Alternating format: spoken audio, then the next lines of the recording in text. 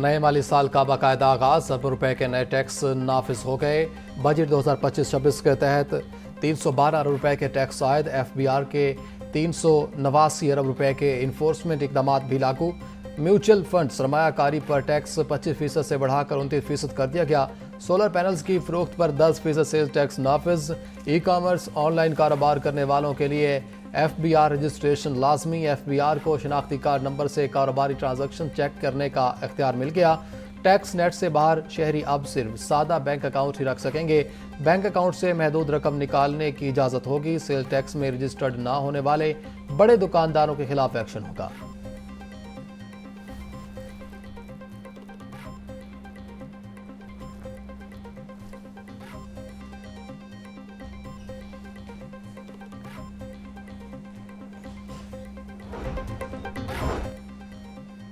नए माली साल में टैक्स वसूलियों का हदफ 14,131 अरब रुपए मुकर्रर।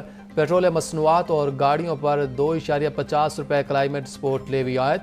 हाईब्रिड गाड़ियों के पुर्जों पर 4% ड्यूटी लगेगी।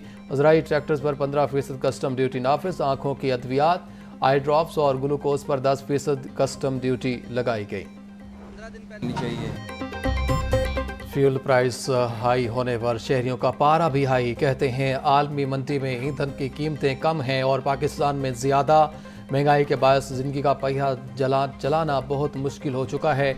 हालिया इजाफे से महंगाई की नई लहर आएगी। पेट्रोल की कीमत में इजाफे के बाद अशिया ज़रूरिया की कीमतें और किराए भी बढ़ेंगे।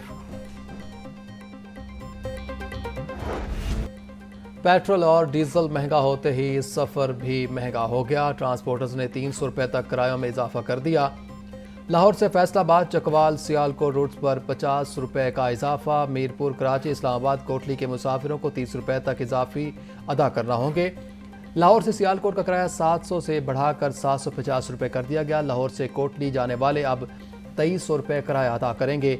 ईंधन की कीमत बढ़ चुकी, किराया अब बढ़ाना मजबूरी है। ट्रांसपोर्टर्स का मौक़िफ़।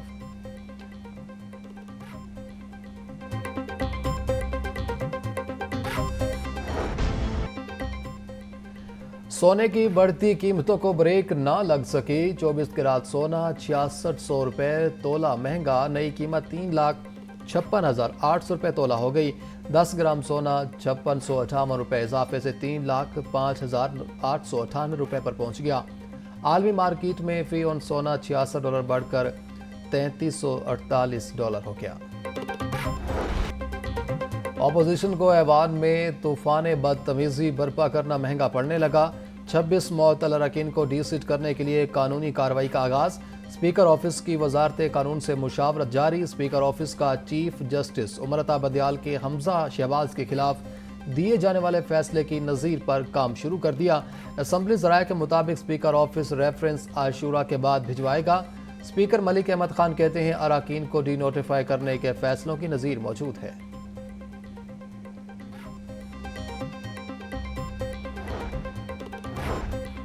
इलेक्शन ट्रिब्यूनल ने NA 138 पाक वतन से PTI के हिमायती याफ्ता उम्मीदवार की इलेक्शन पटिशन मंजूर कर ली। नून लीग के कामयाब उम्मीदवार अहमद रजा मानिका के इलेक्शन पटिशन पर एतराज़ात मुस्तरद। ट्रिब्यूनल ने आइंदा समात पर फ्री कैन को मजीद कार्रवाई के लिए तलब कर लिया।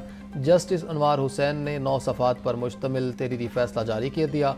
NA 138 पाक वतन से PTI हिमायती याफ्ता उम्मीदवार राव उमर हाशिम के ने अहमद रजा मानिका की कामयाबी को चैलेंज किया।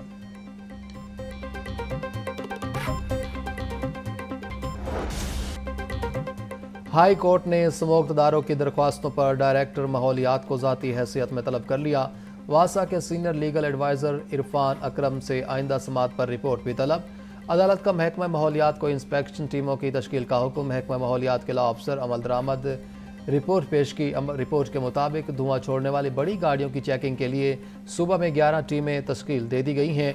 जस्टिस शाहिद करीम ने दरख्वास्तों पर समात की।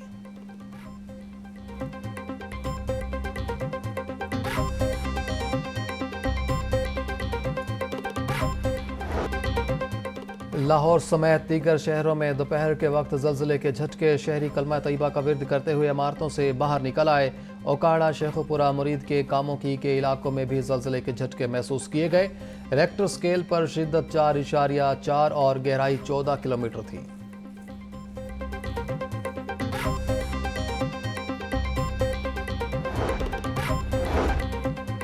डीआईसी की इमरजेंसी के आईसीयू में आतिशज़दगी, आग लगने के बायस आईसीयू में धुआं फैल गया। मरीजों को आईसीयू से निकाल लिया गया।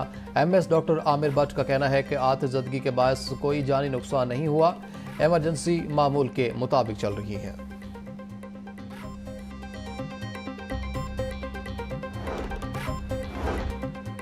सूबाई दारुल हुकूमत में स्ट्रक्चर प्लान रोड्स पर काम का आगाज। पाइन एवेन्यू से कादिर तोपाश चौक तक सड़क का संग बुनियाद रख दिया गया। एमएनए सैफुल मलूक होकर ने मनसूबे का संग बुनियाद रखा। मनसूबे की कुल लागत 1613.65 मिलियन रुपए मुतवक्के। मनसूबे की तकमील से यौमिया हज़ारों गाड़ियाँ मुस्तफ़ीद होंगी।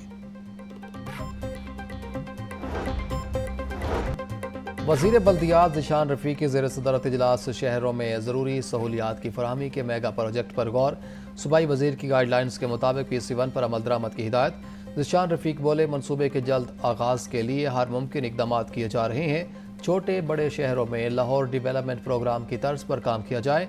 मनसूबे की तकमील से शहरों की अगले 25 साल की ज़रूरियात पूरी होंगी।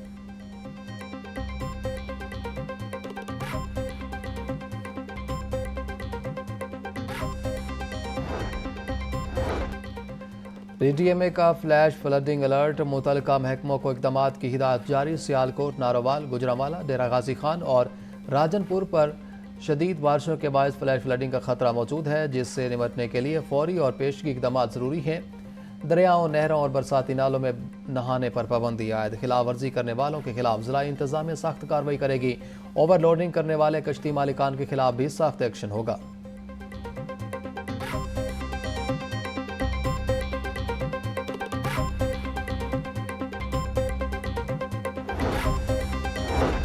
अब आर्जी मुलाजमीन को तनख्वाहें डिजिटल वॉलेट से मिला करेंगी।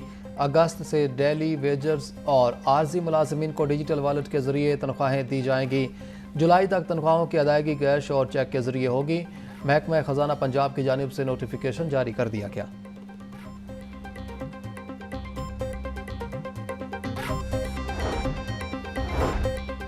जॉब डिस्क्रिप्शन ना होने से महकमा एक्साइज के 22 अफसरान की मौजें। प्रमोशन के बाद से अफसरान ने कोई काम ना किया।